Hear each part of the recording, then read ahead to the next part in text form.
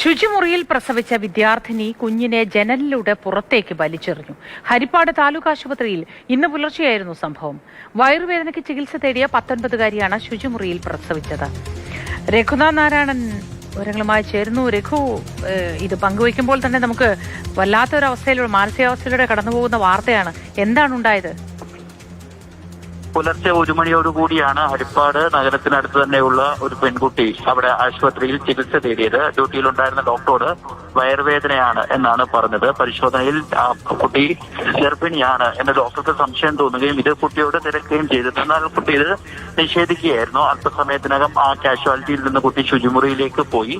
കുറച്ച് സമയം കഴിഞ്ഞാണ് തിരികെ എത്തിയത്. അങ്ങനെ സംശയം തോന്നി അവിടെ നിന്ന് കുഞ്ഞിന്റെ ഒരു ചെറിയ കരച്ചിലും ഒക്കെ കേൾക്കുകയും ചെയ്തു. അങ്ങനെ നടത്തിയ തിരച്ചിലാണ് ഈ ശുചിമുറിയുടെ പുറത്തായിട്ട് കുഞ്ഞ് കിടക്കുന്നത് കണ്ടത്. ഉടൻ തന്നെ ജീവനക്കാർ അതിന് പ്രാഥമിക ചികിത്സ നൽകുകയും ചെയ്തു. പ്രസവിച്ച ശേഷം കുഞ്ഞിനെ, ഈ 19 വയസ്സുകാരി അവിവാഹിതയാണ്, ഈ കുട്ടി വെന്റിലേറ്ററിലൂടെ പുറത്തേക്ക് ഇടുകയായിരുന്നു എന്നുള്ളതാണ് മനസ്സിലാക്കുന്നത്.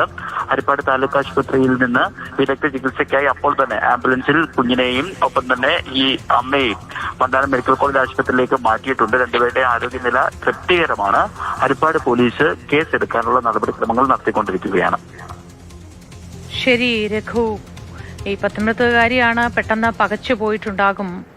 അവിവാഹിതയായ പെൺകുട്ടിയാണ്, ഗർഭിണിയാണ് എന്ന് ഡോക്ടർക്ക് മനസ്സിലായി. പക്ഷെ ചോദിച്ചപ്പോൾ എതിർത്തു എന്നാണ് പറയുന്നത്.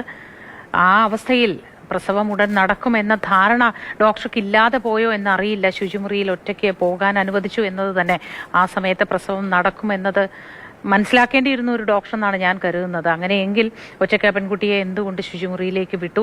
ആ സാഹചര്യത്തിൽ പെൺകുട്ടിയോട് ചോദിച്ചായിരുന്നില്ല ഗർഭിണിയാണ് എന്നത് ഉറപ്പിക്കേണ്ടിയിരുന്നത്. പരിശോധനകളിലൂടെ ഒരു ഡോക്ടർക്ക് കൃത്യമായത് മനസ്സിലാവുകയും തുടർ നടപടികൾ എടുക്കുകയും ചെയ്യേണ്ടതായിരുന്നു എന്ന് മനസ്സിലാക്കുന്നു. രഘുവാണ് വിവരങ്ങൾ നൽകിയത്. ഏതായാലും നടുക്കുന്ന സംഭവം ആയിപ്പോയി.